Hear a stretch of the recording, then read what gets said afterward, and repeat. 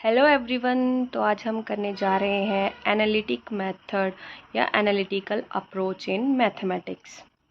ये teaching method आप in mathematics भी कर सकते हो हर सब्जेक्ट में। जैसे ये मेथड आएंगे तो मैंने आपको ये डिटेल इन्फॉर्मेशन प्रोवाइड कर देती हूँ इससे रिलेटेड। तो सबसे पहले जानते हैं द एनालिटिक मेथड और approach is also known as analytical method. जो ये एनालिटिक मेथड या अप्रोच है इसको हम एनालिटिकल मेथड भी कहते हैं। The original meaning of the word analysis is to unloose और to separate things that are together. जो इस वर्ड का ओरिजिनल मीनिंग उसमें ही इसका हमें आंसर पता चल जाता है कि इसका मतलब है कि किसी चीज़ को तोड़ना, अनलूज, और जो चीज़ आपस में टुगेदर है उसको क्या करना है हमने, separate things that are together. With the help of this method the difficult part of any problem can be analysed to find out the solution of given problem. तो एज अ बीएड स्टूडेंट मैं आपको इतना suggest कर सकती हूँ कि जो analytic method से आपने जो भी इंफॉर्मेशन एग्ज़ाम में लिखना है, जब आपने अटैम्प्ट करना है, तो इसमें ये आपने मेन एक बात याद रखनी है कि जो एनालिटिक का मतलब है वो होता है ब्रेकिंग डाउन द प्रॉब्लम।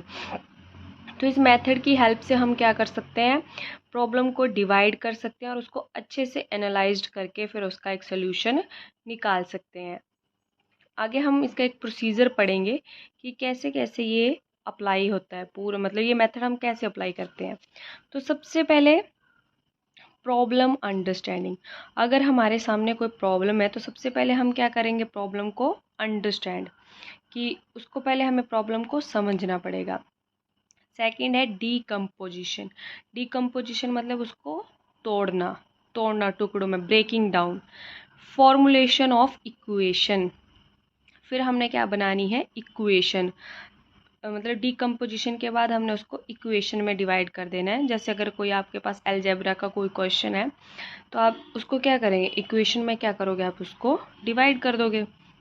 या साइंस का कोई है तो आपको सबसे पहले क्या करना है, उसकी एक इक्वेशन बनानी है। सिंप्लीफिकेशन एंड मैनिपुलेशन, फिर उसको सिंप्लीफाई करना है। ठीक है, फिर सिंप्लीफाई करने के बाद फिर हम उसको क्या करेंगे, सॉल्व। सॉल्व सॉल्व करने के बाद जो हमारे पास आंसर्स आएंगे उनको रीअसेंबल करेंगे, हम रीअसेंबल्स करेंगे। फिर उसके बाद उसकी वेरिफिकेशन करेंगे या टेस्टिंग करेंगे कि जो हमारे पास सोल्यूशन आए हैं वो सही है कि नहीं। फिर इंटरप्रेट, फिर हम उसको इंटरप्रेट करेंगे। और लास्ट में जो बहुत इंपॉर्टेंट है, कम्युनिकेशन या प्रेजेंटेशन। सारे स्टेप्स के बाद हमें उसे क्या करना है, प्रेजेंट करना है। How we can present information in the classroom effectively. ठीक है, पढ़ेंगे मेरिट ऑफ एनालिटिक मेथड। तो सबसे पहले है एक्सप्लेनेटरी प्रोसीजर। तो ये जो एनालिटिकल अप्रोच है इसमें क्या है, जो हम एक प्रोसीजर वो जो फॉलो करते हैं इस मेथड में हम, वो क्या होता है, एक्सप्लेनेटरी। मतलब उसमें हमें पूरा एक्सप्लेन करते हैं, हर एक चीज़ को हम क्या करते हैं, एक्सप्लेन। सेकंड है हमारे पास ओरिजिनलिटी एंड क्रिएटिविटी। जब हम किसी चीज़ को पूरी तरह से एक्सप्लेन करेंगे तो उसमें क्या होती है, ओरिजिनलिटी और क्रिएटिविटी। डीप अंडरस्टैंडिंग, जब इक्वेशन को हम ब्रेक डाउन करेंगे और उसका सोल्यूशन निकालेंगे और उसको अलग अलग तरीके से सॉल्व करेंगे तो बच्चे की क्या होगी, कॉन्सेप्ट में डीप अंडरस्टैंडिंग बनेगी। सेल्फ कॉन्फिडेंस एंड डेवलपमेंट, इसमें बच्चे में सेल्फ कॉन्फिडेंस भी आएगा। और मतलब कि जब वो हर चीज़ को, हर स्टेप जब ब्रेक डाउन होगा तो उस वो हर चीज़ उसको ज़्यादा समझ आएगी, तो उसमें उससे क्या होगा, सेल्फ कॉन्फिडेंस डेवलप होगा। एक्यूरेसी, तो एनालिटिक मेथड में सबसे ज़्यादा क्या होती है, एक्यूरेसी। जो भी आंसर आएगा वो क्या होगा, एक्यूरेट। फॉर्मेटिव मेथड, जो ये एनालिटिक मेथड है ये फॉर्मेटिव मेथड है, बेस्ड ऑन इंडक्टिव रीजनिंग। ये जो मेथड है ये इंडक्टिव रीजनिंग पे बेस्ड है। लॉजिकल थिंकिंग तो वैसे ही बच्चे की एनहेंस होगी एनालिटिक मेथड से, बेस्ड ऑन साइकोलॉजिकल प्रिंसिपल। और ये मेथड साइकोलॉजिकल प्रिंसिपल पे बेस्ड है। साइकोलॉजिकल प्रिंसिपल का मतलब कि इसमें कॉग्निटिव, इफेक्टिव, सारी चीज़ों का क्या होता है, यूज़ होता है एनालिटिकल मेथड में। अब हम इसकी कुछ डीमेरिट्स भी देख लेते हैं। ठीक है। तो डीमेरिट्स में सबसे पहले हमारे पास क्या है, लिमिटेड एप्लीकेबिलिटी।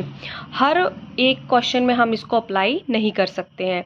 कई हमारे पास ऐसे क्वेश्चन होते हैं जिनका हमें जनरल सोल्यूशन ही देना पड़ता है, उसको हम ब्रेक डाउन नहीं कर पाते हैं। Dependence on mathematical proficiency. देखो कि मैं आपको ये मैथमेटिक्स के उससे करवा रही हूँ तो आप मैथमेटिक्स लिख सकते हो, अगर आप साइंस की उसमें कर रहे हैं तो साइंस प्रोफेशन, मतलब कि ये मेथड वही इंसान अप्लाई कर सकता है जिसका मैथमेटिक्स में या जिस सब्जेक्ट में अप्लाई करा है उसमें क्या हो, एक अच्छी पकड़ हो। अगर किसी को लिमिटेड चीज़ें आती है मैथ्स में, तो उसको अगर कॉन्सेप्ट क्लियर नहीं है तो वो ब्रेक डाउन भी चीज़ों को अच्छे तरीके से नहीं कर पाएगा। टाइम कंज्यूमिंग, जब हम इक्वेशन को डिवाइड करेंगे, ब्रेक डाउन करेंगे, एनालिसिस करेंगे, तो ये एक बहुत ज़्यादा टाइम कंज्यूमिंग मेथड है। अजम्पशंस, और इस मेथड में हमें सबसे ज़्यादा क्या करना पड़ता है, अजम्पशंस। हमें सबसे पहले अज्यूम करके चलते हैं ना हम, कि कौन सी चीज़ कैसे क्या, ये तो सारी चीज़ें क्या मतलब इसमें किस पे बेस्ड होता है, ये अजम्पशन।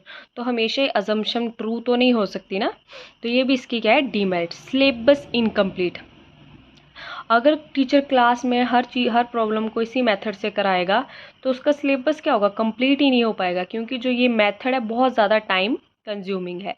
लैक ऑफ क्रिएटिविटी, इसमें बच्चे की क्रिएटिविटी भी क्या हो जाती है, कम हो जाती है। बच्चे की क्रिएटिविटी जैसे समझो कि ख़त्म ही हो जाती है।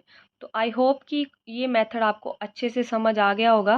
मैंने इसका आपको जो सारी चीज़ें हैं वो शेयर कर दी हैं। इसकी मेरिट्स और डीमेरिट्स को आप एक्सप्लेन करके अच्छे से लिख सकते हैं, तो ये आपका 16 मार्क्स में भी कवर हो सकता है। Thank you.